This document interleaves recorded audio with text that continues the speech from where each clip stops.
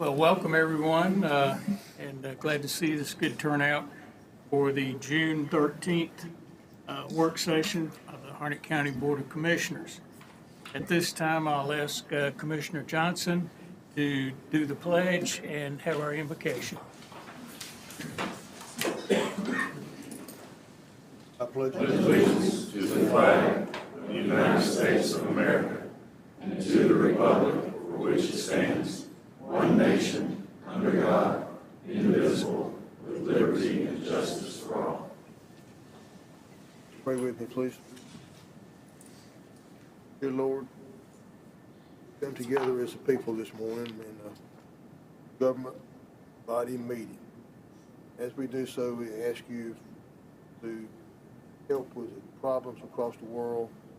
We have so many problems going on with anything from violence, unchecked violence, about to COVID making its rounds again. We ask for your intervention and helping us finding a way to cope with all the hate and the viruses that are going around.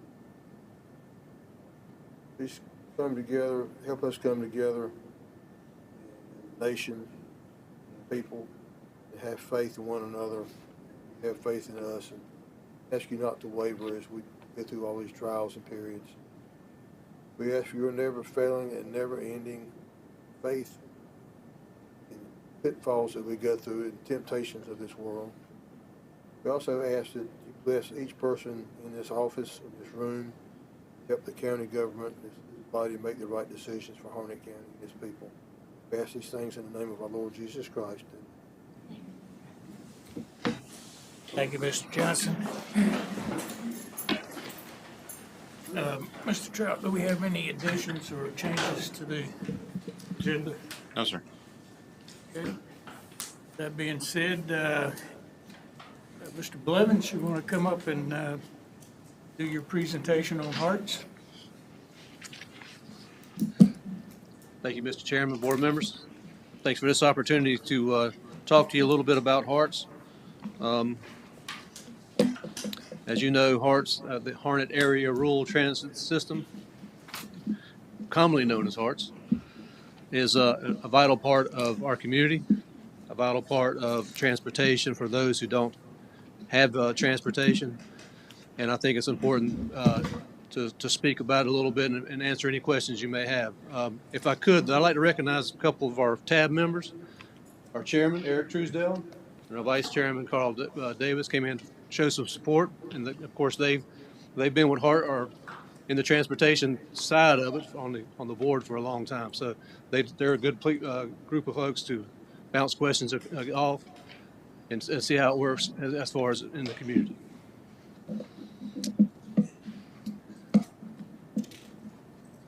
Let's see if I can do this technology. Wow, I am pretty good. So just a general description. HARTS is a demand response system. What that means is that if you call, we haul. We don't have fixed routes, so we're all over the place. Routes are done every single day. It changes every day depending on the demand. So that's the reason why I have to point out that's a demand response. We have human service customers. Those are the medical folks or dialysis, those kind of things that need to be done. And then we have general public going to work, paying dollar ride, those kind of things. HARTS is a curb-to-curb system. What that means is that you have to go to the curb in order for us to pick you up. We can't go straight to your door. We can't open the door for you. You've got to come to the bus or the van to get on it. We'll help you get on it once you get to it, but by the rules of the demand response system, a person has to go there. So we do have complaints sometimes that my mother or my father can't get out of the house. Well, there's other forms of transportation for that because we can't do that particular piece. Of course, we have 88 vehicles. In fact, probably if we get FY22s and 23s and 24 vehicles, all of our vehicles will be ADA compliant. So we'll have lift in every one of them.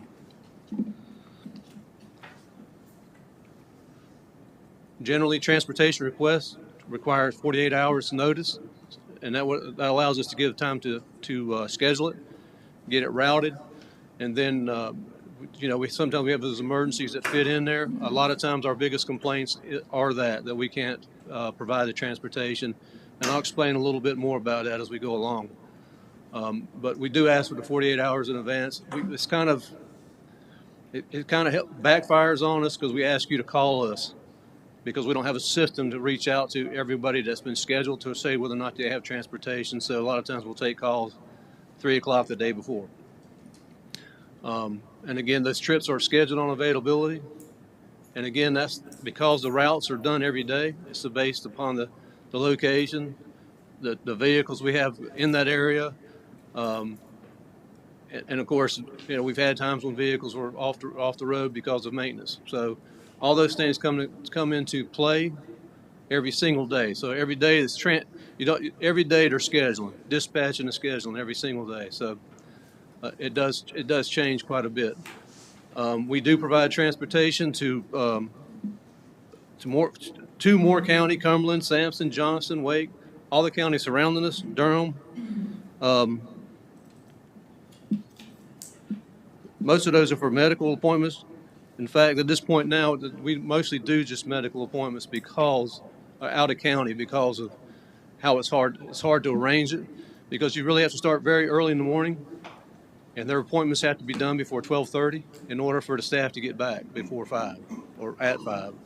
And at 5, we'll talk a little bit, just a little bit about that. What we do at the end of the day is that we clean the vehicles out every day. So every shift, we got 2 shifts generally.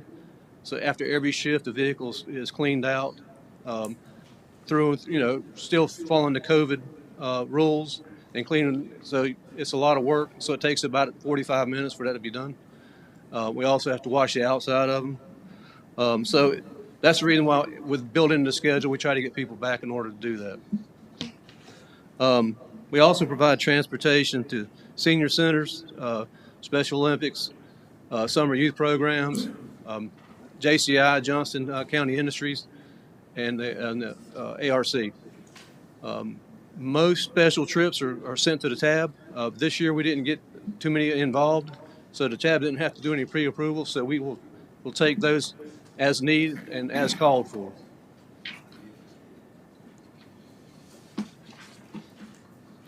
Again, our hours of operation are 8 to 5, just like normal work in the county. However, a lot of times we're out after 5. I'm sorry, I didn't advance it. Again, I'd mentioned the transportation out of the county. Is that we have to start at 6 a.m. and their appointments need to be done by 12:30 in order to get back. Depending on the county, of course. If it's like Durham, that comes into play. That's a long haul. And generally, what our drivers do when people have medical appointments, they just sit up there and wait on them. There's no other way to do it. Within the county, we drop people off and go about our routes, but out of county, it's a little bit different. The thing about transportation dialysis patients. Monday through Saturday, and as it says, 3 a.m., our folks start at 3 a.m. in the morning on those that run dialysis routes. So this particular day, they don't operate the whole day. What they do is they have 2 shifts. One is starting at 3:30, gets off around 12, and then the other ones pick up at 12 to 6. And generally, we try to use our part-time folks for that so we can divide up the hours and do it that way. Saturday work. Sometimes Saturday work is a full day for a driver gets almost a full hours for the week on Saturdays. We don't have too many centers we go to on Saturdays, but there are several, Lullington, Dunn, and a couple others on Saturday. So dialysis is not a way to. I mean, I would hate to be on dialysis, but it is a commitment Monday through Saturday. And then as holidays come, we have to change. We have to be flexible and work holidays for the most part. I think the only holidays that dialysis shut down is Christmas and Thanksgiving. Every other holidays we have to work it. I only point out the software support because I think it's important to know that we have software that we acquired in 2017 that actually allows us to track vehicles. I can look on the computer and see where that vehicle's actually at. Maybe a couple seconds delay, but I can tell where it's at if it's sitting too long, those kind of things. So we can see what's going on all the time. In fact, let's say a person cancels their trip. We get a phone call, hey, I'm canceling, I'm not going to be able to make it. We immediately put it in the computer. It immediately shows up on their pad. So tell them not to go to that particular place. I've actually witnessed it when I was at the hospital one day when somebody just pulled up and said, well, I was supposed to pick this person up. I heard it go ding, and sure enough, it said, well, next route's canceled. So what I'm saying is that software is important. It's important to track it. It's important to give us GIS layers. We've asked the software company to give us some layers for the areas of the county that are CAMPO and the areas of the county that are FAMPO. And the reason that is because of funding from FAMPO right now. We want to see how many actual folks are using Hearts from that area. Our agency fare types, the reason why we're showing this, just to show you the different types. EdTap and Dial Ride, the first two listed here, are the part of the Rural Operating Assistance Program. That's funded generally. Well, it's funded through the state. The General Assembly approves it every year, so we don't know probably till July or a little later. Sometimes we get it in October. You know how the Assembly works. Last year's money was $258,000 altogether. So you have elderly, it's called EdTap, Elderly Disabled Transportation Assistance. The Dial Ride is what we use mostly for folks that need to go to grocery stores, go to work, those kind of things. So they do pay the $3 amount and $5 out of county, although we're not operating out of county at this time. I'm just showing here that the Medicaid, we have two different types, ambulatory and non-ambulatory. Ambulatory is where they can actually get on the vehicle. Non-ambulatory is wheelchairs. But we do that most of the time through DSS. They give us the number of approved trips, and we work around those trips for the rest of how we transport during the day. So that schedule is done first, and then we piecemeal folks in. And then, of course, we're just showing the Board of Education. We have one particular person that we ride around almost every day during the school year, where she goes to different high schools or different schools, period, for blind students, helping them. So we run her around quite a bit. And then, of course, the Sandhill Center. That's just we're just showing that. We also have council evasion, which they give us dollars for that. The general and the medical. I have a typo there. I knew I'd get one. Anyway, the first one's medical and the second one's general. And the reason we're pointing that out is because we do our best to anybody over 60 to use these funds. That, again, the cancellation gives us. Parks and Rec, we mentioned that because we try to work with Parks and Rec and for providing for transportation and providing vehicles when we can. I think this year we'll be doing that throughout the summer. I think it's on Fridays. It's on Fridays that we'll be doing that support. Reason I'm pointing this out is because you have all these different fare types, and what we're really demonstrating here is that when you look at the vehicle, if you're looking at the seats, each of them has a fare type labeled on it. So you could actually pick up. It won't be all dialysis. It won't be all board education or even JCI. A vehicle can have many different fare types and own it when we're picking folks up. And what we're trying to do is make sure that we're doing it the most efficient way. Some pay more, so if there's Medicaid on there, Medicaid pays from the moment we pick them up. So we kind of see how the best advantage are to picking people up. And again, it can have all different types of ed types and more importantly, destinations. So it's not just, you don't take a van load of folks and you drop them off at one point. You drop them off in a lot of different places. And then, of course, you got to turn around and pick them up whenever their appointments are done. That's just a demonstration of that. This is just another one, an ADA compliant vehicle, just showing two handicap spaces, or actually three. And then this particular one, we're showing that, there's also a caregiver there that may have to ride, and of course they ride for free, which doesn't matter. I mean, it's just part of the system. but you have to account for that position and when you're manifesting. So again, you can fill those up really quick, and we have a lot of handicap or wheelchairs being used every single day. So we depend on those vehicles every day. And of course, these are just the photos from inside. Just give you an idea. That's the tablet that's being used.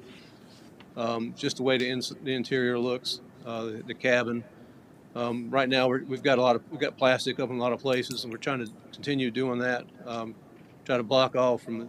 We're still suffering under the pandemic, and I'll get to that in a minute. But again, this is just to show you what's inside of it and how the vehicles look. We got a photo of she's been with us the longest. So we took this photo a couple years ago, actually, but she's the oldest driver we have. Been with us 22 years, and she keeps telling me she's going to retire, but I told her she'll get bored. But she's an outstanding worker, and that's Terry Edwards. Sorry, but anyway, just again to show you those vans. We have a lot of these, and now that the DOT's given us a different one, it's called a cutaway, and the vehicle looks totally different. But when you see a white vehicle, you'll see a lettering on it. So if you see a vehicle that looks empty, it doesn't mean that they're not just driving around having fun. They're in the middle of a route somewhere, trying to pick people up. So next couple slides, I'm going to show the trip count. A trip for us is so if I was to pick a passenger up here in Lullington and take them to Dunn, that's one trip, and then the trip back is another. So it's counted as 2 trips for that, but it's singled out that way. So what we're trying to show here is the count in fiscal year 19, and you see that the total trip count was 62,000. That's generally an average year for us, and it's a lot of miles put on it. But anyway, just showing what those were, and then and now showing the 21. And if you look now, 21 fiscal year 21, it dropped in half. I mean, so you can see that the pandemic is starting to change it in this particular case, and so I'm just demonstrating that. And then just showing the mileage of last year at 385,000. We have done almost 1 million miles in an average year, almost 1 million miles. So you can see that I say it was 21. Yeah, I guess so. It kind of shut us down, but it wasn't a shutdown as much. We didn't really shut down during any of the pandemic. We just had to spread people out and, social distance on the vehicles. We have a capacity of 248 vehicles, although we didn't have it. I think it not in fiscal year, it's a misnomer too, I'm sorry. We had 31 driving staff and 19, and that dropped down to around 10 and 11 all last year. So part of it is we didn't have enough hours. Part of it is drivers quit and didn't want to work at all during the pandemic. So anyway, it shows on our system. And now this year, which is really surprising because I thought this year would really come back.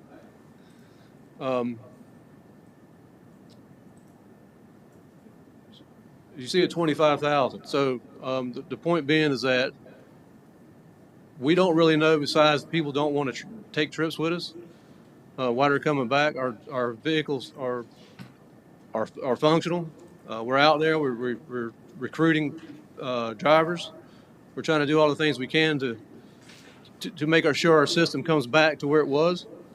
We're just not there yet. Additional information was we got 8,000 hours on there, and then our driving staff right now is at 10 full-time positions are filled.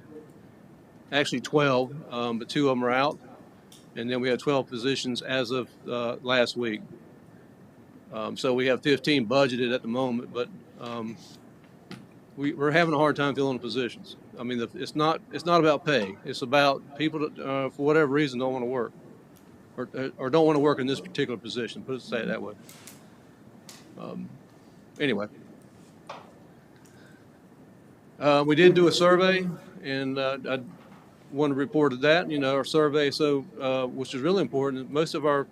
If you see there, most of our riders are, 32% of them are 65 plus. 28% of them are 55 to 64. And then the other ones down below are just a very small percentage. So the system is made to help people, older people, to get to their places, and this is generally what it's really doing, so that's really good. 60% of our trips are medical, 17% are employment, and then 30% are other. So that would be going to the bank, going to the store to buy groceries, those kind of things. What we really want to know is how many folks out there actually had access to vehicles, and 69% say they don't have any access. So the point being is Harts feels a real need, and so in fact, if you looked at it, Harts, even though it's demand response, is still feeling that need. It's not a fixed route or system, but it's helping people get to where they need to go to. I wanted to mention the comments, hire more drivers. I wish it was that simple. And we I wanted to put on here that we get negative ones. Some we fixed one. Information is left, but no one calls back. We fixed that. It was good to have surveys because you want to know what people are upset about and try to fix that. We have a brochure now online, just like as asked. We've done those. Please fix the only transportation system in this area. I think we're fixing it. It's just a matter of how many drivers we can get to operate our vehicles. And of course, we are appreciated. We appreciate that. Are there any questions? Oh, I'm sorry. I got one last slide. On the horizon, our continuing efforts to get additional drivers. Our demand is increasing, but not enough where I could say it's like really increasing. I think part of it is that we don't have enough drivers in place to operate at full capacity. If 31 drivers at full capacity, we would work every day, 8 to 5, and those dialysis 3:30 to 6 every day, and that's the way we were just all out. So the other thing is, non-emergency medical transportation is going to be taken over by brokers at some point. Here in Harnett County, the Medicaid we have now that we provide, DSS anticipates that type of brokerage will not transition for another couple of years, but we need to prepare. So we've reached out with these particular two brokers that are listed. They are having some problems because it's statewide. I mean, some folks are not getting paid, but we are going to try to reach out to them and bring it to the board to help us make a decision whether or not we want to actually do the brokers. So the brokers, what they would do is a Medicaid recipient would call them up for transportation. They wouldn't call us directly. They would just call them, and then the brokers would try to send us the trips, and we would have a determination whether or not we could take them. It all depends, of course, on our schedule, but I'm not sure. The rate that we charge Medicaid now, they're not meeting that rate. So I think that's an important consideration as we move forward, because I think that the brokers will end up getting transportation for those folks one way or the other. A few years back, we did have contractors helping us, but we were having a problem with our contractors, so the county took over all Medicaid transportation, and at that time gave us 3 vehicles and 3 extra positions to drive those just for those Medicaid trips. So they do sort of dominate the system. However, we do provide those other rides that we're funded for, and we ensure we do that. Also, there is an opportunity to get some. It's called $5307. That's for small urban systems, and that is coming out of the FAMPO area of the county, which is 87. Right now, it's $76,000, and it's my understanding when I'm reading through it, we don't have to do anything special for it. We just take the money, except for a memorandum of understanding between the city of Fayetteville and Harnett County, which we'll present that to the board and seek your guidance. But anyway, that's an opportunity. It may actually increase next year. It all depends on what they do. The FAST system actually is now applying for $5,307 directly with FDA. They used to go through the state, but that's one of the reasons why they're pushing us to get it. And if we don't take it, they just put it back in their pocket. So, but anyway, that should come up here in the next month or two. Are there any questions? Anyone have any questions for Mr. Blevins? Mr. Blevins, can you tell me again, what was the total amount you just mentioned with regard to this possible funding from FAMPO? 76,000, some change. Thank you. Commissioner McCoy? First of all, let me say, I appreciate your service. I appreciate your department because it's a valuable access to the senior citizens of this county in more than one way. But I do have a question about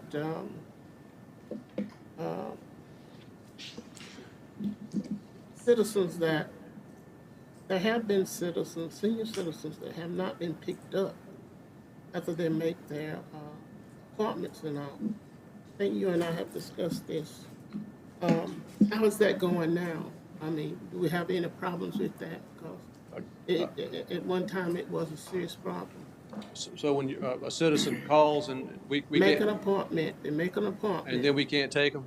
And the next day, no one shows up. No one lets them know anything. I'm pretty confident that's taken care of. But if you have any examples, I'd sure like to look again. But I don't want to go into examples. I just want to see that, that is looked at separate because that's a very serious issue. That could cost someone's life, especially dialysis. I agree. People that are on dialysis. Right. So I will say that, after the conversations that we have had, I have not heard any other people complaining about being left out there and not being picked up and not being notified Right. that they will pick up. So Well, I'm saying to you, I'm grateful for your service. I'm grateful for the work you do well, thank you. because it is very, very important and serious work. Well, I will make a comment on this. First of all, I'm confident we've worked through those issues. We have one scheduler, but now we've got 2 people trained on it to do schedules. So if the scheduler's out sick, then another person can do it.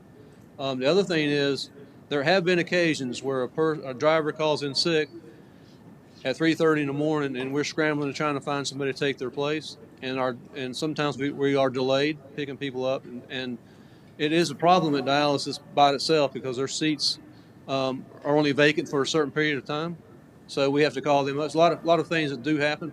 That has happened on the 2 occasions that I know of in the past 6 months. But I'm pretty confident that we have fixed the things that you're talking about, because one of the things I think is important, we say all the time, is you communicate the best way you can. We do have a thing in the system that will dial a person's home to let them know that they're scheduled. But that system has not worked correctly, so we've cut it off, and CTS hadn't fixed that, and because they were getting calls at 2 o'clock in the morning, so those kind of things. But I'll look at it again, make sure, and give you. But I haven't had any complaints lately, so and I'm engaged with it every day. So. Well, I haven't had any calls either lately, so I want you to know how much I appreciate you taking care of that problem. Because issues like that kind of put me in fear, because it kind of put the county in jeopardy too. Mm-hmm. Because this affects people's lives. Mm-hmm. And I just want to make sure that, Right. it seems that you have corrected it and things are running smooth now. And I want to commend you for what you have done, because you've done a great job, and you did a great job in describing what you all do and how beneficial it is to our senior citizens in this county. Right. So thank you. I Right. really thank you. Well, and I thank you for taking the complaints serious too. Oh yes, absolutely. I mean, I work for the citizens, so I will make a couple comments though. You know, dialysis dominates our system. They take up the most seats, and all of our routes are geared towards that, and I understand why. Um, But it's needed. yeah, That's, I don't doubt that's, that. I mean, I don't have to doubt it. We have what six centers around us. yeah. So we have them in Sanford, Anderson Creek, Fuquay, Dunn, Lullington. There's actually two in Sanford, and they dominate the system. So if you think about it, people are leaving here out of Lullington and traveling all the way to the western part of the county in Cameron to pick people up to take them to Sanford. I mean, it's a long day, and Yeah. and mistakes do happen. I got to own up to that. I mean, mistakes do happen, but I- we do try to fix them, and I'm pretty confident we have that particular situation under hand. And if we don't, I mean, I'm gonna look at it again, but I haven't had any complaints with it. I'm just saying thank you for taking it serious. Thank you for looking into it, because I get these calls, and it's not a pretty picture when a senior citizen call me and tell me that I missed my dialysis today, simply because no one picked me up, no one notified me. Right. I'm not complaining to you. Yes, ma'am. All I'm doing is saying thank you for fixing the problem, because it is very serious. It is. And I've had numerous of calls on this. It is. Thank you. welcome. Appreciate you. You're- Appreciate the work you do. I appreciate the support the board has given us. I mean, over the years, we couldn't do it without you guys. We couldn't do it without the funding. So we appreciate that very much. But thank you for saying that.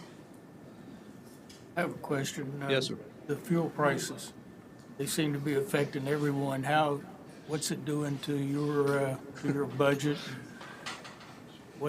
How's it impacting your department?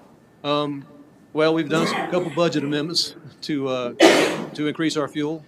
We tried to budget higher.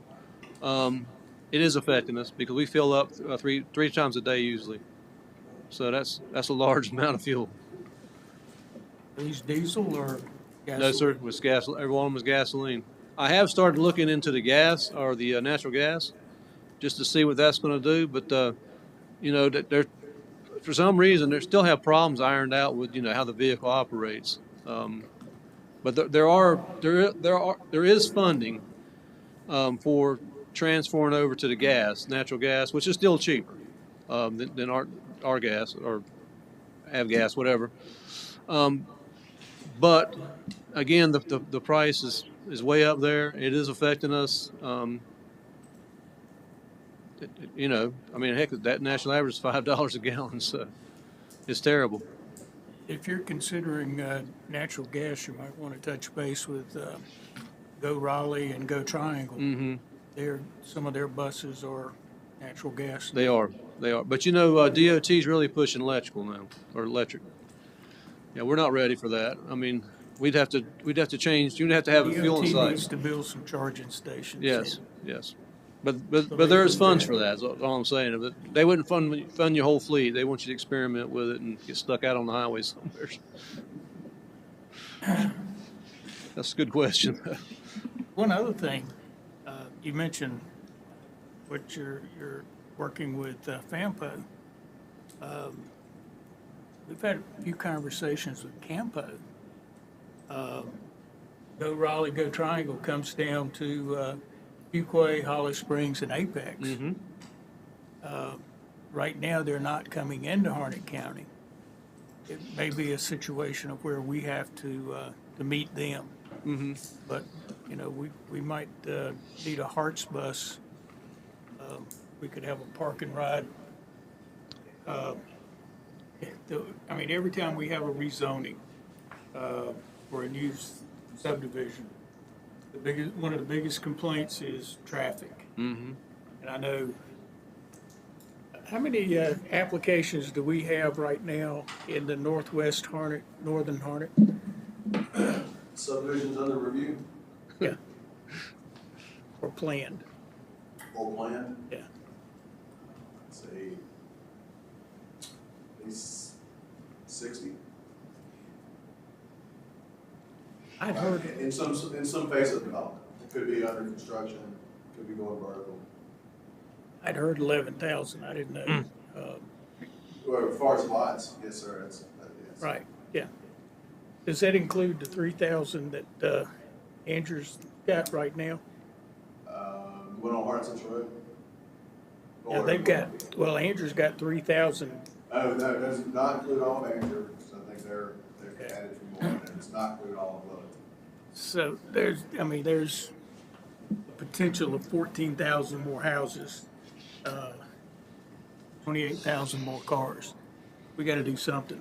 And especially in the northwest Harnett, northern Harnett area, we got a lot of people that drive to Raleigh, Cary, RTP. And it's not as bad. One of the problems that we had talked about it before, Coley and Andrew, was people feel like they gotta have their car. I didn't know this, but if you ride Go Triangle or Go Raleigh to work, and you have an emergency situation, your kid gets sick at school or whatever, they will get you to wherever you got on that bus. And so that's something we're talking to them about, trying to figure out, can we alleviate some traffic in Harnett County by using the routes that they've already got established. Well, I didn't mention in this, but we are participating in a study with Campo, and it's Go Raleigh, it's Go Triangle, Holly Springs, Fuquay, and a couple others in Johnston County. Johnston County does have a route they go straight in. However, they have more folks going that way on 40. But we are participating in that, and that is to bring a position, probably in Wake County, a position that helps schedule demand response throughout those counties I'm speaking of and jurisdictions. Cary, again, Holly Springs. So we are participating in that. The study has come out, and it's in probably the first quarter of it as their timeline. Mm-hmm. However, I do know that it's an issue that all of us talk about all the time. So we are actively involved in that in Campo as far as transportation. So, but you bring up an excellent point, and we think about it all the time. And we would love to have a fixed route at some point where we could actually run back and forth. We had a sort of a fixed route and done at one time, but it was very inefficient. And it didn't pay for itself. Not that it has to, because more times than not, it's subsidized by local government. However, we do know that corridor is something that we need to work on, and it is part of our planning. I mean, FAMPO's reach into Harnett County is not that much. I mean, it goes a long ways, but it doesn't. Spring Lake and them do not want to participate in any kind of direct routes. And most of that, honestly, is Fort Bragg traffic, and they prefer not to ride a bus for the most part. However, again, we are working with Campo, and I appreciate your comments on that, because that just brings it a full circle for us. Anything else for Mr. Blevins? I believe you also need to talk about the Ncdot Integrated Mobility Division. Yes, sir. It's a IMD. It's changed the name. It used to be PTD. Now it's Integrated Mobility Division. It includes bike and ped. So what they've done is they've changed their processing. And so the reason we're coming to you so early is pre-application documents. For whatever reason, they've broken it down that they want to have pre-application with some of these documents signed by the chairman and they'll store it until October, which we'll come back again to fill out the rest of the application. There's a couple things this year that are different. Again, those pre-applications are those are the normal forms we use every year. They just want it at a different time. The one thing I will say about this year is different. When we hold the public hearing late October, we may not know what our capital costs will be. And that is because the state does not have a contract yet for vehicles. They don't anticipate it to be finalized until late October, November. There may be a possibility of getting some estimates, but again, this particular piece, this capital is for next fiscal year, FY24. But we still may not know it. So it's going to throw something off when you're talking about the public hearing, how much those capital needs are for the system. But we have no control over that until they get that contract in, because we have to use their state contract. They've negotiated it, they just hadn't finalized it. So we don't know the prices, I guess what I'm saying. But the bottom line is for this is the pre-application documents. We're actually going to be late giving it to them because they made rules without even talking to systems and local governments. So, which they know we're going to be late. But anyway, if the board approves and signs those documents, then as the chairman, then we'll just upload them and be ready for the next section, which will be probably October when we hold the public hearing for the rest of the application. But overall, this is the same application we fill in every year. It's exactly the same process except for these pre-documents. Are there any questions? Thank you, Mr. Blevins. Appreciate your presentations. Thank you very much for the opportunity. All right, Ms. Lambert, you want to come forward and talk about the stream flow rehabilitation program?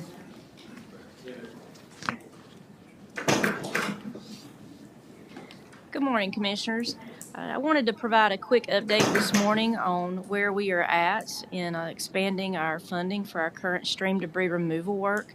As you all know, the North Carolina Department of Agriculture and Consumer Services, through our state office, the Soil and Water Conservation Division, announced back in January that there was a new funding avenue for stream debris removal work. We were recently notified that we have been awarded $379,528 to expand the project work of stream debris removal work in Harnett County.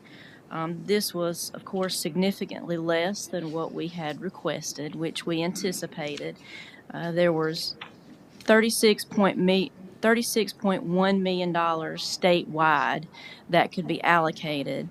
And for those funds, there were $312 million requested from 125 eligible applicants. So we anticipating on getting a lot less, but we asked for what we really wanted. And now we are at the point in the process where we are updating our scope of work for the funding in order to identify the areas that we feel like have the most significant need and this amount of funding can make the most impact for. What we're looking at now is starting in a section of Neals Creek that we feel like will have a positive impact on what we refer to as the most improved properties. Properties that have structures, properties that are maintained, properties that have the potential to flood and cause damage during a heavy rain or especially an event such as a hurricane. So we are looking currently in the Neals Creek community area to start with this funding and then work our way from there up north to the Kenneth Creek area where debris is rather thick as well.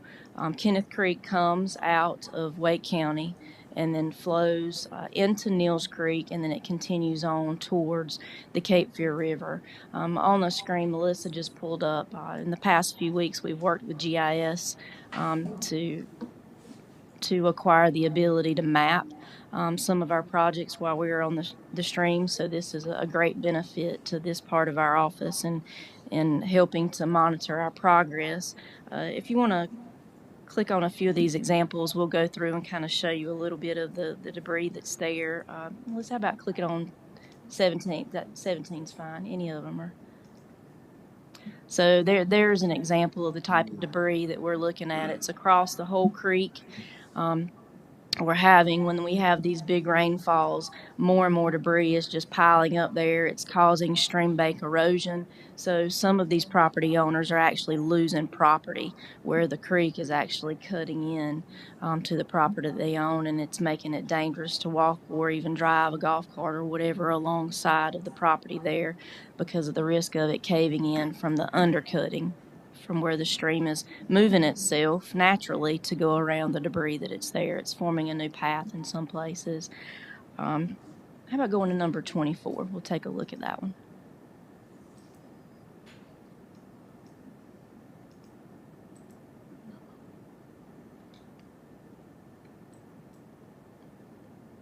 You might have to click on the map and drag down to get it to move. There you go. Right, look at there. 24.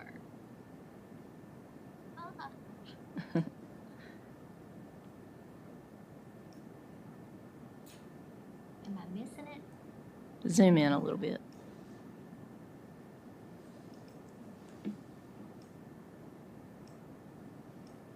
This is about a 2.1 mile stretch of stream. Keep dragging up. There you go. This way? Mm-hmm. Okay. There Now we I'm go. tracking. There we go. Number 24. So this is a rather large pile of debris in an area, and you can see there's a pallet there, and there's some plastic containers around on the other side. Just a lot of debris piling up in this area. So I feel like if we target this area with this amount of funding that we have, we'll really be able to see some positive impact for the citizens that own property along that stretch of stream. And what we'll do is we'll start here because this is the worst of the debris that we have found in terms of improved properties, and then we'll work upstream. We don't want to start upstream and then turn all this free-flowing water down into this and cause even more of a headache to these landowners. So this is the plan, our new revised scope of work to start in the Neals Creek community and then work north. The good thing about the Stream Rehabilitation Assistance Program, our state office has recently advertised a new position that will be managing the program. And so that is a positive, we think, in terms of that this may be hopefully a recurring pot of funds that we have that we can hopefully have available to us in the coming years because as our community grows, which obviously it is, keeping our streams freely flowing is very important to protecting our property and in some cases the lives of folks that live in these and close to these low-lying areas. So we are very hopeful that this will be a routine thing that we can do in years to come and help provide maintenance to our local waters. Not only does it provide for safety, it also provides a lot for recreation. We've also already, from our work that we have recently finished on the Upper Little River, we're getting pictures of folks that are sending us emails with pictures saying, hey, my family, we kayaked the Upper Little River. We've not been able to do that safely in years. Multiple people have done that. So it's really that sort of not the primary benefit that we were after, but it's a secondary benefit that's coming from having our waterways cleared. And so we hope to continue to do this into the future. Are there any questions about our current plan? I have a question. How do you get into some of these areas? What do you do with the debris once you get it out? Right. So with this particular stretch of stream, we are extremely fortunate. Along Neals Creek through this particular area, this 2.1 mile stretch here, there is actually a horse and walking trail that follows the creek on one side. On the other side, from the county line all the way down Kenneth Creek to where it joins Neals Creek, there is a sewer line easement. So this is one of the easier creeks that we will probably ever have access to. Our current work that we're just now finishing up from an earlier funding source, we did not have these luxuries of such easy access, and Mitchell's had to work really hard with landowners in securing access and getting permission. and showing the crews where that they can access safely, as well as getting fuel is sometimes a challenge when they're in these low-lying, secluded areas along these creeks and rivers, as well as it's very important that we have easy access and an identified area to go close to the work location for safety reasons. This is very dangerous work, especially if they do it in the winter. There's all types of critters that I'm glad they're willing to work with, and I don't have to be in there with them. They're brave guys that are out there doing this type of work, but access for safety is also very important. So we are very fortunate with this project site that it has easy access from both sides. You have excavators and dump trucks to haul this to dump sites. So with this particular funding source, they are requiring that it is removed from the 100-year floodplain. One of the approved methods to disperse is chipping. So there is a potential that it will be chipped and spread. Another common practice that is used for this type of debris removal work is strapping or cabling. And so in that case, what they do is they pull it up out of the normal floodplain, they wedge it in between vegetation or trees that are already there, and then they cable it or strap it to it in a fashion that it cannot easily go back into the normal flow of water.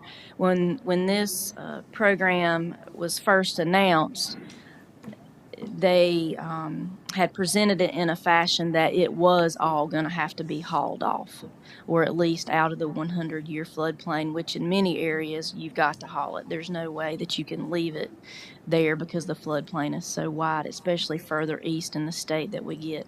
But they have modified those policies to say that we can chip it or cable it and tie it off now, because it was going to be so cost restrictive if we had to haul that much debris away from the 100-year floodplain in many cases. So that will actually, since they've made that revision, that will actually allow this money to stretch further than the initial proposal that we put in. Any other questions? I see you got quite a bit of litter in this this picture that's up right now, but overall, how much of this blockage of the Deals Creek is due to beavers? There are several beaver dams in the area. They're smaller size ones, but most of it is just sheer vegetative debris that has fallen into the creek. Some of these look like, rotten trees or something. Oh, yeah. Trees that have Yeah. come down in storms It or is. whatever. Well, this particular funding source is not tied to disaster or emergency funding. It is strictly for the purpose of stream maintenance. So our other funding source was tied to emergency response, but this is not. I think after Hurricane Florence and Hurricane Matthew statewide, they really started to see that over the years, our creeks and streams have become blocked in a lot of areas, and it is causing flooding that we didn't have 5-6 years ago. And with the growth statewide, it's becoming more and more of an issue, because with more impervious surfaces, parking lot roofs, roads, that type of thing, more water, surface waters, are being diverted into our waterways. And so it makes it even more important for those to flow freely so that individuals, property owners, don't experience flooding, when it can be helped. Some storms, you're not going to be able to help it. But if it's a situation where we can remove debris like this, it certainly will help in those large rain events. Okay. Any others? Any additional questions? I have a question. Lynn, a couple months ago, we filed for the Golden Leaf Foundation a grant to help with the flooding in the Riverside area. You heard anything from that grant? We have not heard from either of the grants. No, ma'am. I reached out to the State Emergency Management Office, which is one of the grants that we applied for the Riverside community area, and I was told that they received quite a few applications, more so than what they anticipated on receiving, and they had not finished the decision process yet. And he was hoping that they would be able to send out notifications within the next few weeks, but we have not heard anything at this point. Okay. Well, I'm hoping we will receive something from them, but if not, I think the county has stepped in and said that they will supply the funding, because these people are living in a huge distressed area with the flooding in that area, even in their homes. So it's just bad. So if you hear anything at all, please let us know. I know we have secured some of the money from the state legislature.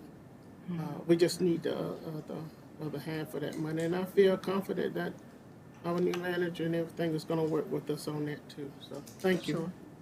Thank you. Thank you, Thank ma'am.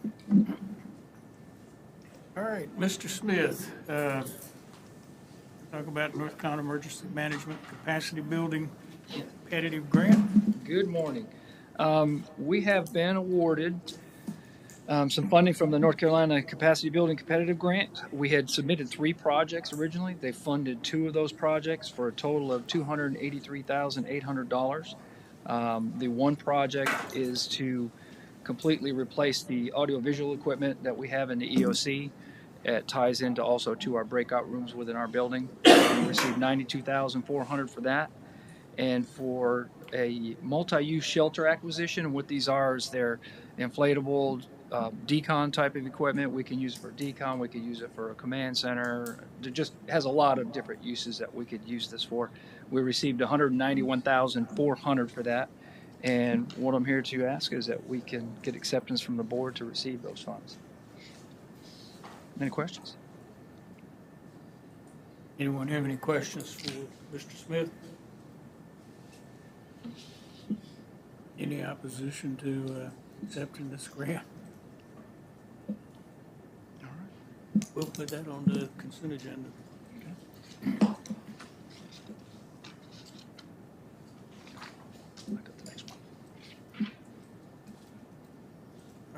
All right, got the next one for. What this is for is the Viper project that the Chiefs had submitted, the Chiefs Association that had submitted to the board through me. Of course, the ARPA funding, the board has approved that ARPA funding. We've been working with Motorola to get the quote on that. We got a good quote. And what we're looking for now is to try to get a notification to proceed letter signed. And what this does for us is it will secure the current prices for those radios, because they're expecting a pretty good jump in prices come 1 July. This one right now, strictly, this letter is going to change a little bit, because right now this is just for the Chiefs Association, but we're going to have some conversations later today to bring in the county Viper radio project that was also in the ARPA funds. It was originally a CIP project, about rolling those in too. So there'll be some changes to that. And what it does allow us, we still have to cut a purchase order once the spending is ready to go, but this will also allow Motorola to go ahead and begin to order some of that equipment, because we're looking at a 3 to 5 month period for that equipment to come in. Any questions about this request? All right, Thanks, sir. We'll add that to the consent agenda also. All right, Mr. Sykes, you want to come up and talk about the 421 Ed Med overlay? Yes, sir. Thank you, Mr. Chairman and Commissioners. I'll quickly just introduce Mr. Chad Sorry. I don't want to repeat anything that he's going to go through, but he's going to talk about the project of the 421 overlay. It's very similar to the Highway 87 overlay with a couple of different aspects. This was a project that was actually born, if you will, from our 2015 land use plan. We looked at it a couple times in-house, started gaining momentum during COVID. And then when we came out of out of that delay, we were lucky enough to partner with Stewart Consulting, planning and engineering firm, and they've taken this bull by the horns, if you will, and really push this project through from a phase 1 standpoint of a planning and zoning overlay. We look at it from potential of a phase 2, maybe working, with economic development and the airport on maybe some marketing aspects of it or something like that as well. But it really goes through. It looks at it literally from Lillington to Dunn, and then Dunn and Irwin are kind of interested in picking this up. Also looks at the airport, Campbell University, and all the things in between. So again, Chad, sorry. Good morning, Commissioners. How are y'all? Have a few slides to share with you this morning as we go through the presentation. Again, thank y'all for the time. Appreciate the opportunity to be working with the county again. We're no stranger to Harnett County. We've done quite a bit of work with the county and also in some of the municipalities around. So we're very familiar with Harnett County and enjoy working here. Just a little bit about our practice. We're Stewart Engineering. We're a going on 29-year firm. Year-old firm. We have practices in the whole area of design, so civil engineering, geomatics, geotechnical engineering, construction services, landscape architecture, community planning, and transportation. So we are the full gambit of design and planning work with our firm, and we're located all across the state. Our main office is in Raleigh, so we're right up the street from y'all. So a little bit about this project, a little background on it, and Jay did a great job kind of explaining it. You have some guiding principles that are in your comprehensive plan, your long-range plan of how y'all want to grow and develop. And there's 3 main strategies that are in there that have to do with this project. And those are listed on your screen. It talks about creating sort of a corridor for the 421 area, paying attention to design, bringing the buildings a little closer to the road, focusing on parking so it's not all in the front yard. All of these strategies are in your comprehensive plan. And so what the UDO does is it is your implementation tool. Your comprehensive plan serves as your policy document, and your UDO is your implementation tool to make these things happen. So looking at the area that we're talking about on your screen, this is from your comprehensive plan, your future land use map. The area that we're talking about with this particular corridor is located right along 421, and you can kind of see it there in between Lillington and Irwin. And this area is designated on your comprehensive plan as really being a mixed-use area. So you have some university uses, some educational uses, medical uses, and then you have a little more of an industrial flair around the airport. And then you have some commercial uses along the entire corridor between Lillington and Irwin. So as far as this project goes, as Jay mentioned, we were engaged by the county towards the end of last year. We began working with your staff and some stakeholders from Campbell University, economic development, and also with folks at the airport about what we wanted to do with this corridor itself. So we had some stakeholder meetings early on back in January. Started kind of put a game plan together of how we were going to draft this overlay district in Task 2. Really kind of came up with where do we want to define this, what is this area going to be, what's it going to look like, and we had some more coordination meetings with your team. And Task 3 moved in from March to May. We actually drafted the text amendments, went through a couple renditions with your staff, started developing some graphics, which you'll see later on in the presentation, and really kind of fine-tune what you have before you today, which is the draft overlay district. And Task 4 that we're moving into now is the adoption phase. So we obviously, it's gone to your planning board. They've reviewed this and coming to y'all as a work session to take a look at it and make some comments on. And then if everything is where you want it to be, it'll be moving to the adoption phase. So looking at the area, the map on your screen sort of shows the area between Lillington and Irwin of where this area will be, or the corridor will be. And you'll notice there's 3 colors. The purple is what we're calling the campus area. So this is the area where you see Campbell University activities, pretty much from Lillington to the area where the airport, sort of the corridor of the airport begins. The greenish area represents the airport overlay. So obviously in this area, you want to pay attention to height. It's really important, and focus a little more on industrial parks and business parks and things of that nature. And then the remainder of the corridor from the airport down to Irwin is just a typical highway business overlay district that focuses on aesthetics. So as far as the project summary, as I mentioned, this is a proposed new overlay district. This is a text amendment, but it's also a map amendment as well. So the map identifies where the corridor is and where these standards will apply, and then the text is brought into your UDO, which kind of rolls out what the standards are. It's again, it's from the town limits of Lillington to the town limits of Irwin. Obviously, you cannot take this is all county area, and as things progress, and as Jay mentioned, we hope that there'll be some buy-in from the municipalities also with this. But it's 600 feet along both sides of 421. And as I mentioned, there are two sub areas, the campus area and the airport area. And what this is really accomplished, if I were to nail it down to it, is three things.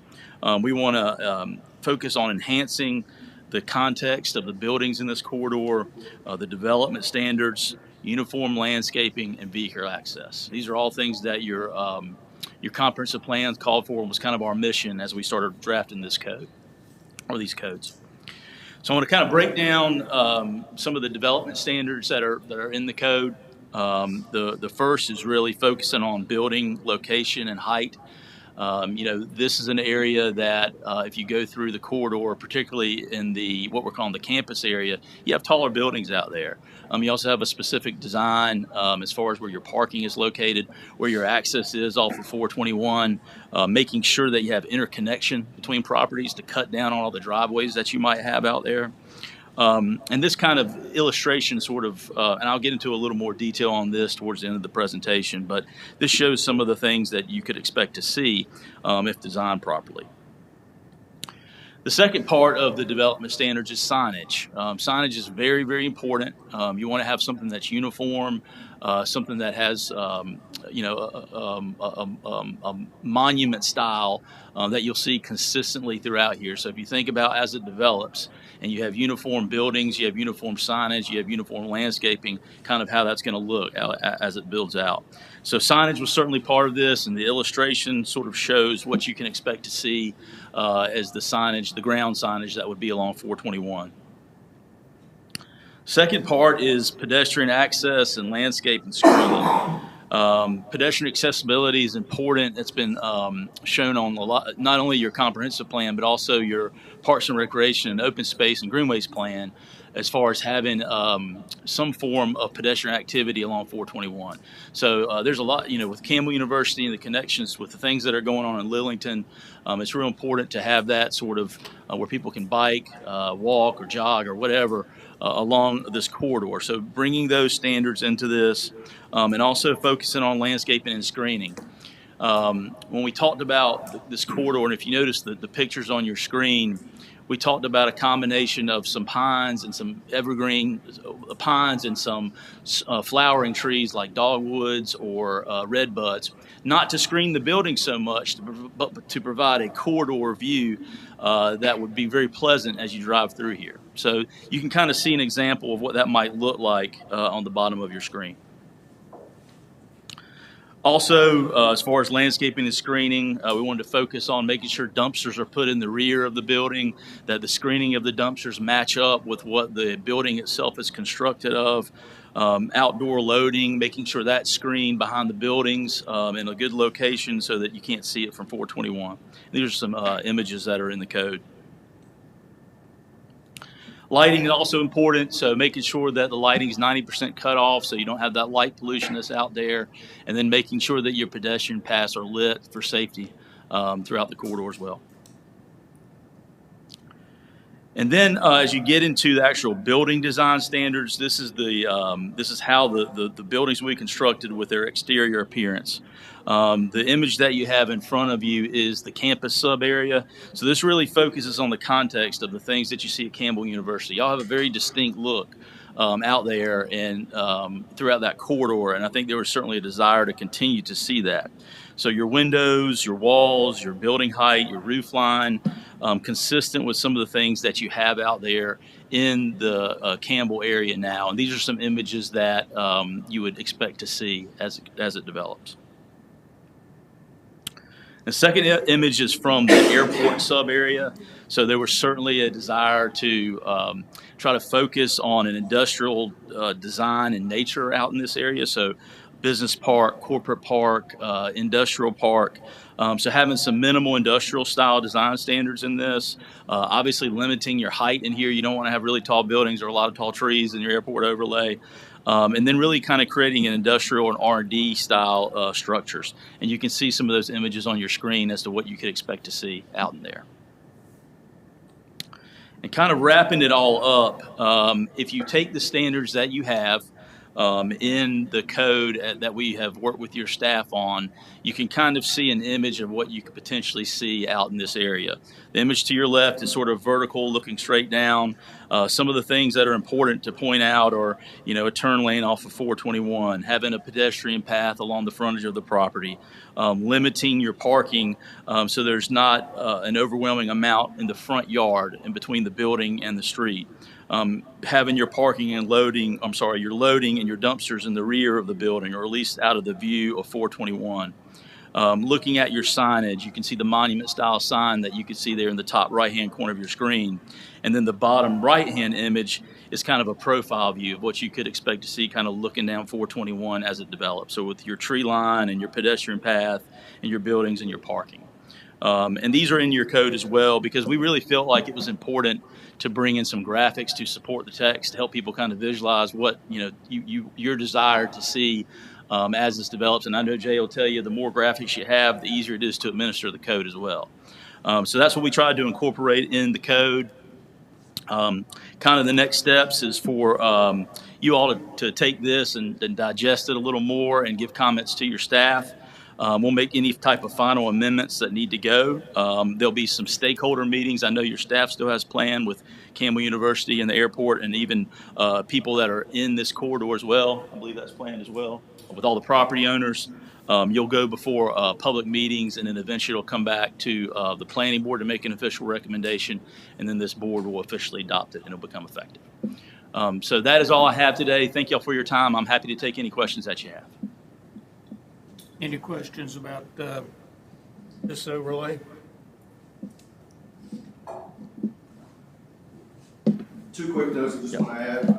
Obviously, you already picked up on Chad's presentation, but this is predominantly for non-residential. Existing residential or future residential would not be applicable to it, or existing commercial. So only when they grow, I think, over 50%. And so that's a big thing we want to try and get out in our public meetings. And we're also working with DOT, of course. Traffic is a big deal right now. It's a blank canvas we look at 421 right now. So we think it's even though it's a main thoroughfare in the center of the county, we still think it's going to be a vital gateway, scenic byway type thing. So that was just a few things I forgot to mention earlier. Yeah, and we do a lot of work very similar to this all across the state, and y'all, I'll give you credit for getting ahead of it. A lot of growth is coming y'all's way. You're already seeing it, and this is going to kind of set you up as things develop to really kind of give you a pretty good aesthetically pleasing corridor as things develop along there. So I do applaud y'all for taking action to do this. Will there be a grandfather Yes, sir. clause in this? And for example, the screening of the dumpsters, existing dumpsters. How do we have? Is anything in our UDO right now about screening dumpsters? We have the basic screening of dumpsters, either landscaping or wood fencing. There would be no. Mostly everything comes grandfathered. Yeah, we rarely does it. I don't know if we've ever implemented what's called amortization. We've never implemented that to come back at to say you give them 8 months, 6 months. County commissioners can do that if y'all wish, but usually everything becomes grandfathered, then as it changes, it becomes compliant. I think town of Andrews, but still fighting over Yes, sir. screening dumpsters. It can be a bit of a hornet's nest.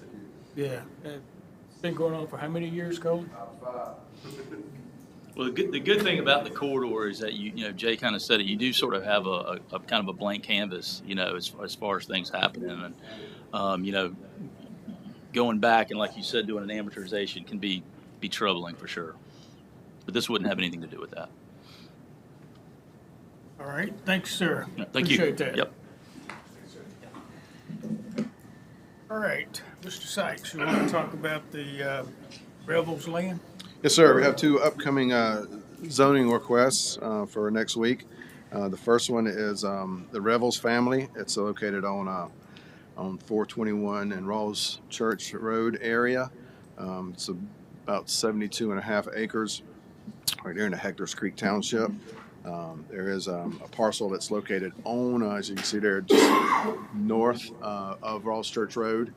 It originated in that area, and then the majority of it, as the Revels family looked at it, said, okay, well, let's just look at everything for future non-residential development.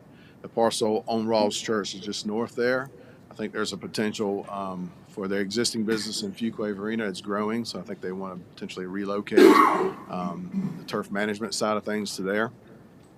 And then for the south side, would just be for future commercial. It's, you know, as we know, it's a very high traveled area. Right now, this area is still just being farmed. There's public water in the area, public sewer is planned in that area to go down Rawls Church Road over heading west to the larger Serenity development. In that area, it's predominantly RA 30, as you can see, all around the east side of 401. However, it's all encompassed by employment mixed use area. That large purple swath there, which is on 401, and then just like that, that area that Chad just showed you on 421. So it's kind of tagged for some sort of non-residential employment area along the corridor. It did go to the June planning board. No one spoke in opposition. There were a couple citizens, a couple spoke in reference to just wondering if there would be any sort of buffering adjacent to their house. And it would be any sort of non-residential versus residential does require quite a bit of extensive buffering, larger setback and buffering as well. And then we also, being it's a large area, major corridor, potential with a lot of utilities, we did want to reach out. We reached out to our economic development department, and Christian sent this quote here and about commercial zoning and how traveled area, transportation corridor like 401 could lead to new retail, dining options that would serve the surrounding residents, while also creating additional property and sales taxes revenue. Excited about the future for the main transportation arteries, connect the Harnett County communities to adjacent marketplaces and field natural opportunities to capitalize on revenues, while also creating new quality of life destinations throughout our county. I thought that was very well stated, especially right there, because we know that there's so many areas here in the northern part of the county, northwest part of the county that are growing, and so it's really nice to try and create some shopping destinations. That way they don't go outside the county constantly. Again, staff recommended approval, and so did the planning board as well. Any questions on that project? Anybody have questions about this? All right. Our next one is it's a smaller request. It's about 7.5 acres. The owner and applicant are the Malots on the Neighbors Road area out in Aversborough. They have about, of the 7.5 acres, it's a split zone. About 7 acres is currently RA40. About half acre of it is RA30. It's rural residential and agricultural out that way. Public water, but private septic areas. And as you can see, just that one parcel there, they do own quite a bit back to the southeast, but it's just this one portion that they wanted to have rezoned all predominantly to the RA30 area, just to rid their split zoning per the application. The planning board recommended approval unanimously, and no one spoke in opposition.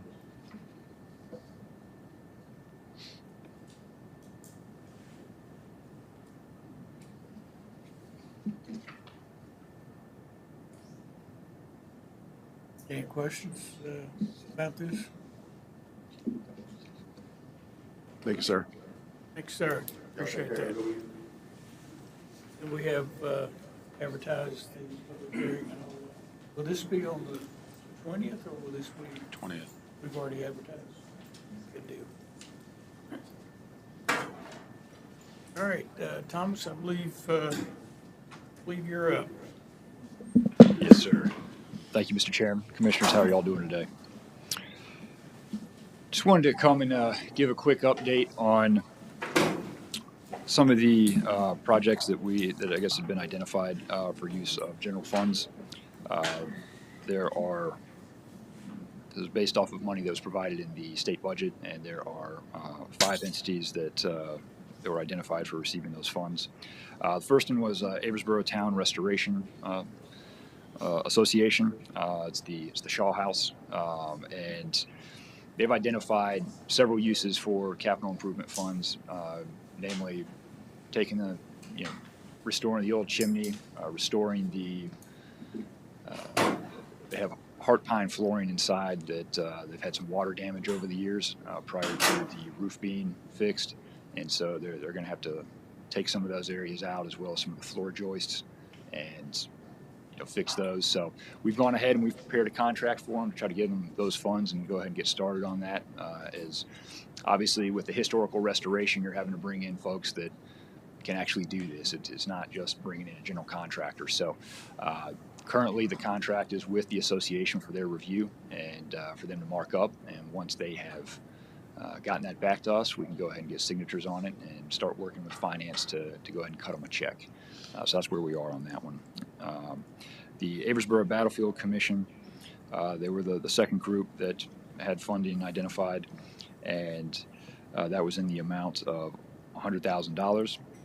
Spoke with Mr. Livingston, and they have several projects they think that they may be able to use these funds on, but they want to discuss that with their board first. So once they've had that discussion, they've identified what projects they think they want to use the funds on. We'll work on getting a scope of work together and getting the contract signed on that one. They do not anticipate that they'd be able to enter into an agreement before July 1st, though. So we are waiting for them to come back with those identified uses. The Harnett County Sheriff's Office, speaking with them, they're looking to utilize those funds on some of the smaller projects that have been in the capital improvement plan in years past that just haven't been funded yet. And so they have some smaller projects that they think they'd like to use those funds for. And then with the Fire Chiefs Association, they're looking to buy a new fire smoke training trailer, and they're allocated $120,000 for that. We have a contract ready to go. We're waiting to get the quote on the trailer, and that's gonna kind of sit there right as an attachment with the rest of the contract, and then we'll go ahead and sign that and be able to get those checks cut for them. The last one is constructing an entrance on the Harnett County side of Carvers Creek State Park. $100,000 was allocated for that.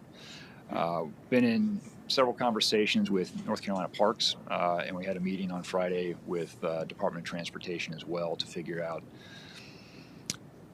what sort of collaboration we need to have on this.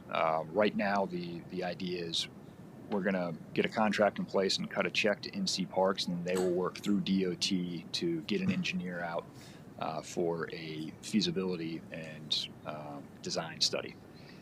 So that's going to be, obviously $100,000 isn't going to go far in constructing an entrance, but it should help cover the cost of the engineering study, because there is quite a bit of work coming off of the access right there to actually be able to connect it back to the rest of the park.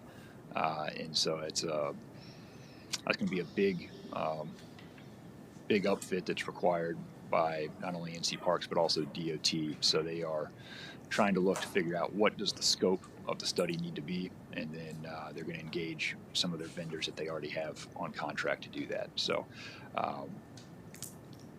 we're working with those entities to try to get a contract in place so that we can cut the funds over to North Carolina Parks. We have decided that NC Parks is going to be the recipient of the money, and then they will just dole it out as they need to DOT and any vendors. And then, of course, there would obviously be the reporting requirements back to us to let us know how the funds are being spent. And those are the 5 that have been identified and that we have the money set aside for at this time. Are there any questions regarding where we are in flight with those? I'm not familiar with this Carvers Park, Carvers Creek Park. Where It's is out in that? the very western part of the county, almost in Spring Lake. Moore County. No, it's by Spring Lake. It's Yeah. where the Spring Lake butts up down by 87 Bragg area. So I believe it's about 70% of the park is actually down in Cumberland County, 30% is in Harnett, and it's essentially bisected by a stream. So the area to the north, which is where the Harnett County side is, there's not a lot of development up there because the stream has just cut off access to the rest of the park. So that's the area that. Oh, the money's earmarked to the Harnett County area of the park, right? Yes, ma'am. Okay. Just want to make sure they're doing it. Yeah, these funds were specifically to build an access point in Harnett County to access Harnett County part of that park.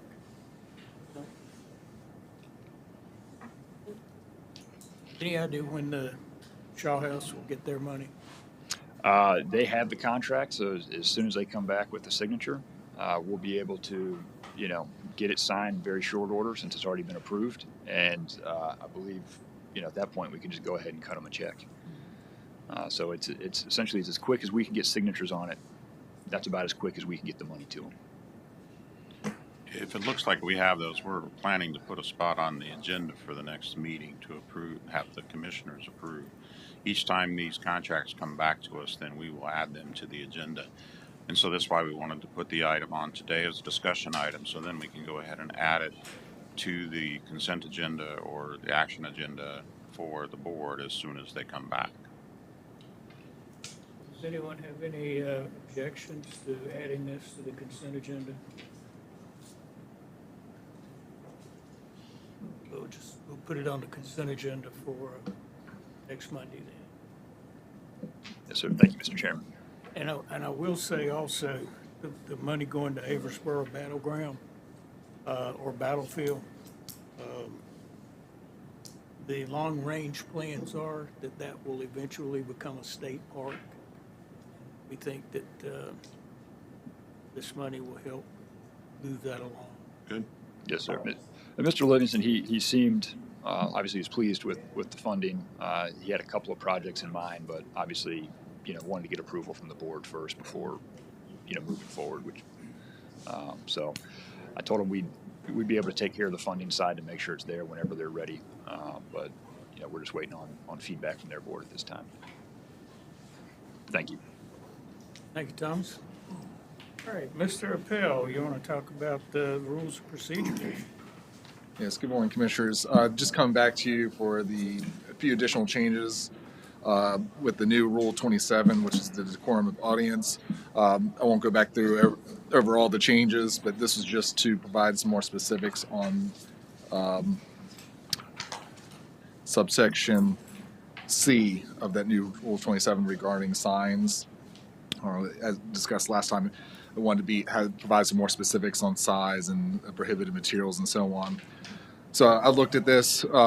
So on C, I've added the language at the beginning. It says signage larger than 22 inches by 28 inches, or that otherwise obstructs the view of others in attendance. So that new size requirement is what's been added. And the number I came up with, looked on websites like Amazon, looking at poster board. That's what I was looking at, and 22 by 28 seems to be a standard size for poster board. So I didn't want to create any issues for any citizens that would want to have signs and having to cut it or whatnot. This is kind of a standard size. I got an idea. I had Jamie hold a poster sitting in a seat, and 28 would be about the width of your neighbor. if you're depending on which way you hold it, 28 would go from between chair to chair. Obviously, the shorter side would be fine, or if you're holding the taller side the other way, is kind of the height of an individual as they're sitting down. So wouldn't provide really any obstruction to anyone around if they're holding it in front of them. Obviously, you have to be addressed if they're holding it up or whatnot. But the 22 by 28 again is just kind of a standard poster sign that seems to fit within, that wouldn't be obstructing the other members of the audience. And then I added the final sentence on that same subsection that says prohibited materials would include. Prohibited materials include, but are not limited to, metal, wood, ceramic, and other composite materials. So that just gives an idea to citizens of what not to create signs out of, or attach it to, or whatnot. So again, the idea is traditional poster board materials, cardboard, paper, soft material, not attaching it to metal or wood stakes or anything else. So added those additional changes. If there's any comments from the board or questions. Any questions for Mr. Appel? Any additional changes anybody would like to recommend before we? All right, well, that being the case, we'll add it to the consent agenda for approval. Thank you. Thanks, sir.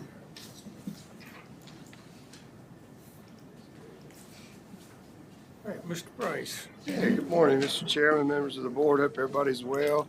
Before you this morning is a Harnett County Jetport Terminal Expansion Project Ordinance. As you're aware, Harnett County has worked very hard over the past several years to develop a Jetport master plan to promote future terminal site improvements, hangar construction, and land acquisition. So what you have before you this morning is a project ordinance that will allow the county to continue the planning and execution of the expansion projects identified and approved in that master plan. So you have interfund transfer displaced ARPA funds of $2.5 million. It is earmarked for professional, construction, capital outlay, and contingency. That totals the 2.5. So this puts it in a simple format for the project ordinance to move forward with master plan. Has this been sent to the Jetport Advisory Board? You know, it has not. But I can. It's a procedural thing that we're doing in order for us to be able to move forward with the expenditure of money when we look at the pre-work that needs to be done, which was already approved by the board as far as purchasing the land. So it's really the same. We didn't seek additional approval because it's similar to the project that we've already approved. I was going to ask if we had to, if it was something that we needed to get their approval on. No, sir. Okay. I can make them aware in the next meeting in July if you'd like. I'll just stick that project ordinance in the packet. Any questions or comments? All right, hearing none, we'll add the approval to the consent agenda. All right, thank you, sir. All right, Mr. Trout, we'll talk about the FY 22-23 budget. Thank you, Chairman, Board, Commissioners. Lisa and I have met a few times over the last week after some direction that was provided from the board at the previous meeting related to the FY23 budget. As we looked at it, we moved forward with the premise of trying to see whether changes could be made in the budget that would allow us to keep the heart of what we wanted to accomplish based on the priorities that were established by the board. And so with that in mind, we moved forward with making some changes.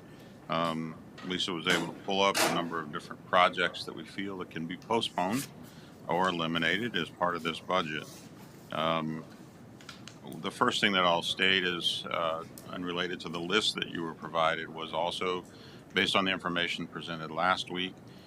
We would not look to raise any of the tax rates related to the fire districts based on the income that was expected for those. So initial recommendations that I provided you, which were increases for 3 different fire departments, would not occur. That would be removed from the recommendation for the budget for the board to approve.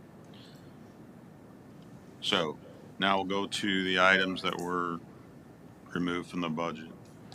There was $185,000 removed out of the contingency. We set aside contingency items in case there are changes that need to occur within the budget.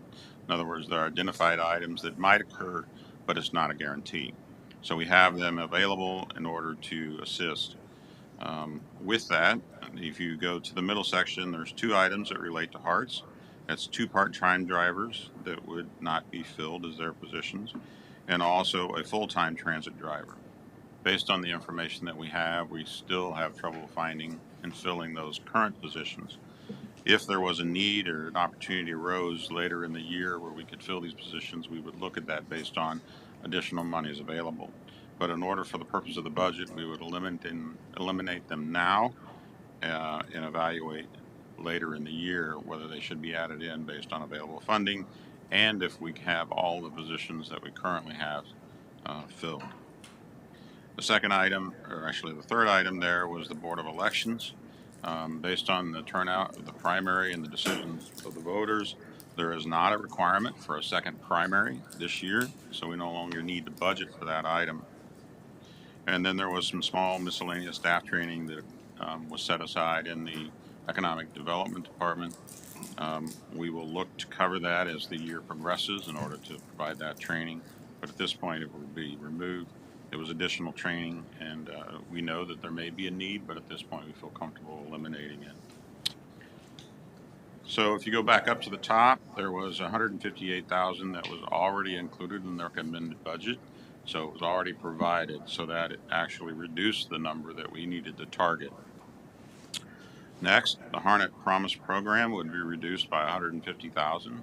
The highest amount so far required of that funding was $220,000. We had $420,000 budgeted, so that we reduced it to $270,000 in case there was a increased interest. But at this point, we feel fairly comfortable. The $270,000 covers it, and it may be able to be reduced in the future. We will take any student that requests the money from the program, and it will not hinder anyone from being able to participate in the program. But if we get applications that exceed the 220,000, we will have the funding available for those students. Correct. Just want to make sure that was. Yeah, and we went excessive. The highest need was 220, and we're recommending 270. So I have a $50,000 cushion. Feel very comfortable that we're going to be able to provide all the funding that may be requested of students that want to participate in that program. I'm glad to hear that, because that's very important to me. I learned that as something that I pay attention as to the type of program. It's understandable that it's very important.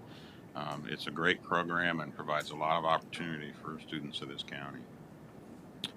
The next item I had was HR software, NeoGov onboarding. We do feel there's a need for an onboarding system for the Human Resources Department. But with the new director coming, they may have a different program that they feel is better than the NeoGov one we've identified. So we'll wait, have the new HR director be able to identify that, and then we'll address it in the next year's budget and put something forward at that time. We had put $100,000 in the Sheriff's Department's budget for additional capital needs, and so we'll take that additional $100,000 we had done in the first recommended budget. We're moving that partly because, as you just heard, they received $100,000 in SCIF funding this year, so they're really have those same type of needs that we're taking back out of this recommended budget. They're going to be able to utilize SCIF funding to accomplish. The last item is the delayed hiring of 10 new positions. We had 20 positions that we recommended for filling in this budget. We know that if you give approval, those hiring efforts will not start until the 1st of July. And so with the normal process of publishing for a position opening, going through a hiring process, and those folks coming on board, we're really looking at about a 2-month time frame. So rather than even without a purposeful delay, we're going to have a normal delay that occurs in the hiring of at least 10 of those positions. And so we'll be able to have a savings of around $104,000 that comes from that. So that generates $740,985 that can be removed from the operating budget and dedicated to the school system's request for $1.3 million, $1.278 million.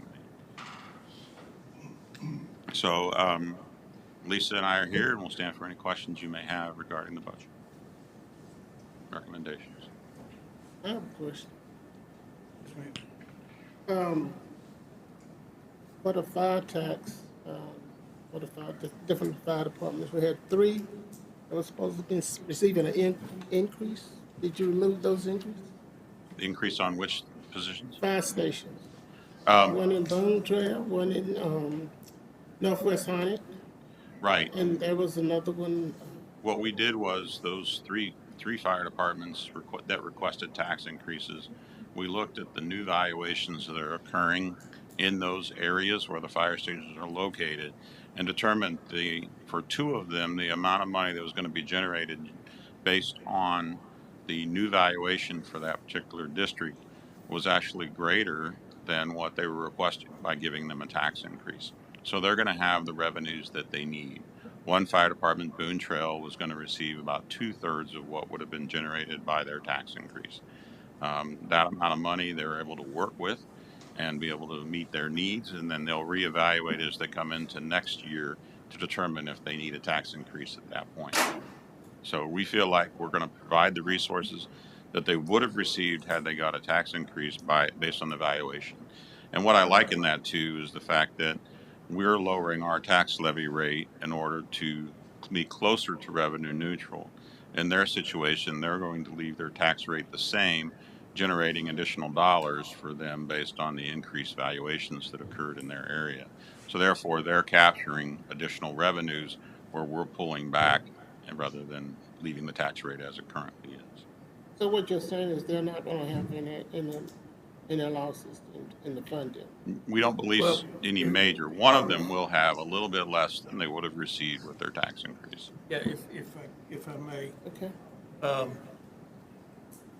If you look at Boone Trail, they'd requested 10 cents per 100. All right, based on the 2021 property value, at 10 cents per 100, they would have received $431,236.93. If you use the 2022 property values at 7 cents per 100, they will receive $422,977.23.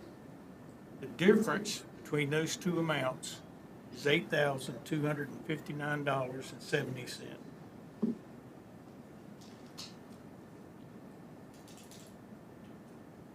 know y'all are here to listen to that. So I mean, it's $8,000. Is that really going to hurt your operating budget? You're getting what you would have got.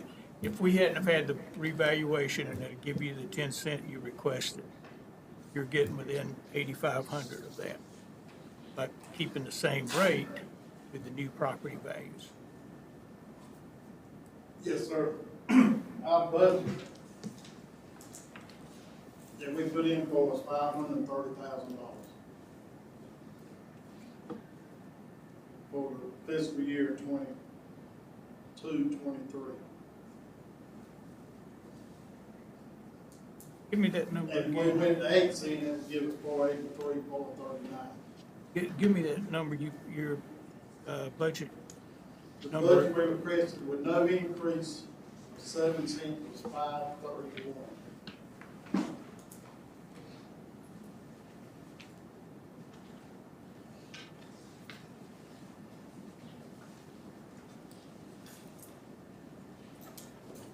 And at 7 cents, we get 422, 977, 8 cents, we get 483, 439. Yeah, you couldn't have got the 531 if you're using last year's property values. You would not have gotten, even at 10 cents, you would have been 100,000 short. 10 cents, I figured would be 604. At 10 cents a 100, based on last year's property values, you would have gotten $431,236.93.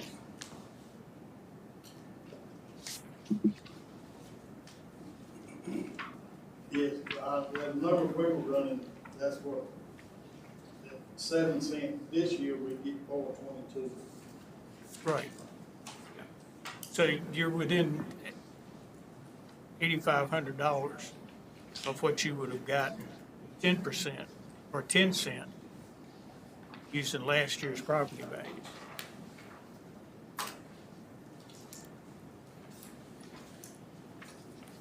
Do you mind if I say something? I tell you what, would y'all, after we finish the meeting, can y'all stick around and I'll ask Mr. Trout if he and I can meet with y'all. Yes, sir. Would y'all do that? Yes, sir. Okay. Is that okay with you, Mr. Trout? Yes. Okay. All right. Any other questions about the proposal? I've got a question. Yes, sir. On here, on this sheet, you've got, are you suggesting or recommending to raise the tax rate to 59.5? Well, I put that at the bottom in order to allow the board to make a decision whether they wanted to add an additional 520,000, which would be putting what's basically capturing and giving the school the additional monies that they had requested, the entire amount, rather than making any additional changes. Showed you that as a sample so that if there was a desire to fund all of the 1.278, that is a way that you could do it, and it would raise the levy rate to 59.5. It's not a recommendation. We're meeting most of the requirement from the school and leave that as an option to the board, that they could either provide this amount of funding and then ask the school that's the amount that they would provide, and they have a decision to make as to how they do it. It provides a good portion of the funding of the items that they had requested. It doesn't provide everything, but it's most of what more than half of what they requested. And so that's basically looking at the options for the board. I'm going to ask the board what their opinion is, but I'll tell you mine to start with. We're already 3 cents above revenue neutral, and I'm opposed to any additional tax rates increases. I agree.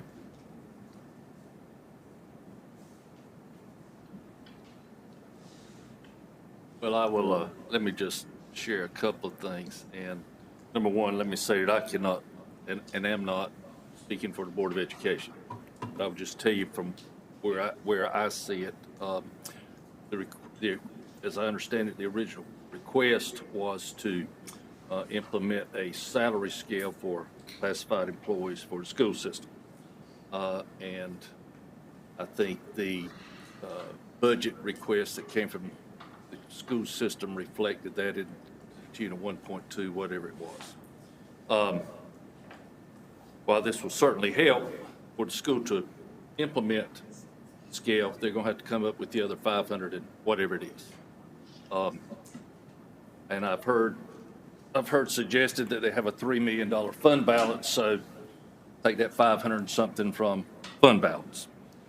Whether that's what they do or have to do, that will certainly be their decision. But if we're talking about a $3 million fund balance and the district for this year looking at anywhere from $500,000 to $850,000 increase in their fuel budget to run those school buses with the price of diesel, plus almost $200,000 increase in their insurance premiums, they may well be looking at over $1 million out of fund balance this year to balance the books. But that's what fund balance is for. So I say that to say, should they decide to accept this and go ahead and implement that scale, I don't think it's something that they would be able to carry year after year after year. So if this is the route we take, and I'm certainly not opposed to it, I think we need to keep in the back of our mind that come next year, we're going to have to be in a situation where we're going to have to look at whatever the remainder of this 1.2 is. Not to put them in a situation where if inflation continues like it is, that they deplete their fund balance, so at the end of the year, if they're looking at another $1 million deficit, they'll be coming to us to find $1 million because we're responsible for that funding, but so they'll be coming to us to find $1 million to take care of whatever that deficit was, having exhausted that fund balance. So that's basically, as I said, I'm in favor of that. I'm not in favor of raising taxes any more than we have to. However, I am in favor of treating all of our employees the same, and have no problem, carrying this proposal or sending this proposal back to the board. And as I said, I can't speak for them, but should they decide to go down this path, I think we do need to remember, but this is something we're going to have to look at again come another year. Thank you. I have a question on that. We're talking about classified employees. There Yes, was ma'am. mentioned non-classified employees. What happened to that? Well, Does yeah. that include the non-classified? We're not talking about certified employees. Non-certified. Right, we're talking about non-certified, which Okay. would be our classified employees. Okay, Yeah, that's I know what I that got you. terminology gets confusing when you Yeah, don't work in that arena. Right. That's, I got you now. I'm understanding more of what you're saying, because terminology changes Right. sometimes. This would be like custodians, child Yeah. nutrition workers, maintenance workers, transportation, teacher assistants, bus drivers, that sort of thing. But that pretty much answers the question that I asked at the meeting, when we had the joint meeting with the school board. So what you just outlined pretty much answered that question. I appreciate that.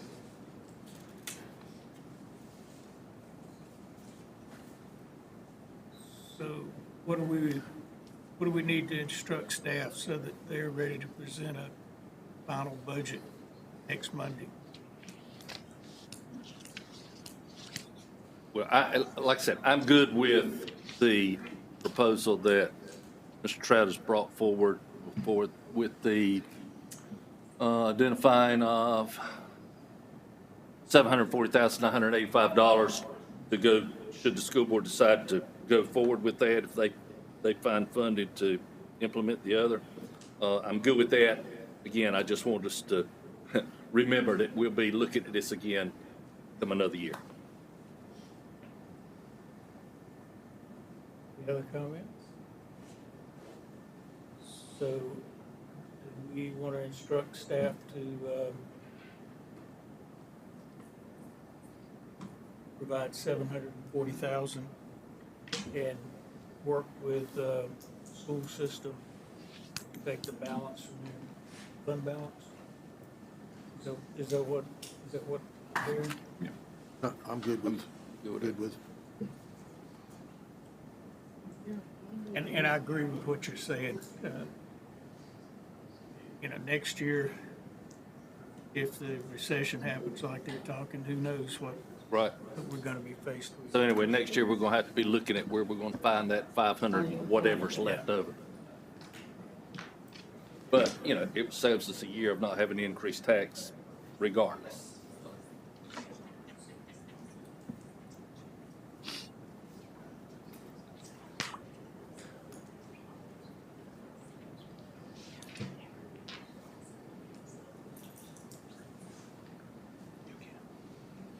I got a question too. One more question, Brent.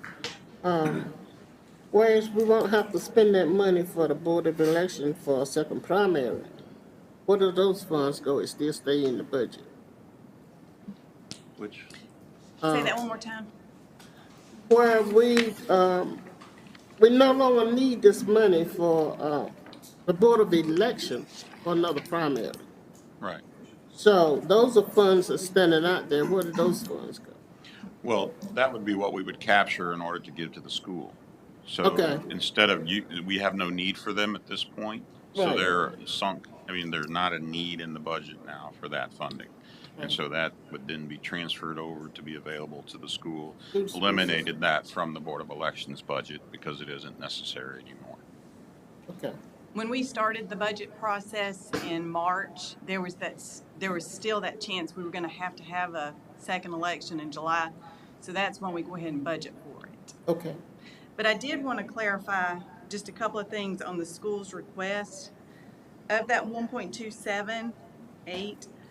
A little over 900,000 was for the supplement for the teachers. And the 287,000 covers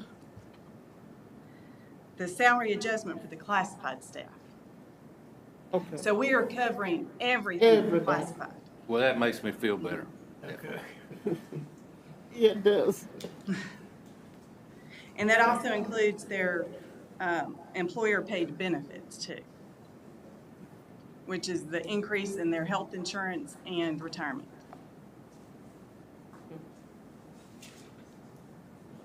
That the county would be responsible for paying. Yes. Right. So we are actually going to cover everything for the classified. It just does not include the almost $91,000 for the supplement for the principals and assistant principals, and the 1% for the certified teachers. It helps towards that, but not all of that. So they might be able to give some of that, but not all of it. Correct. Thank you.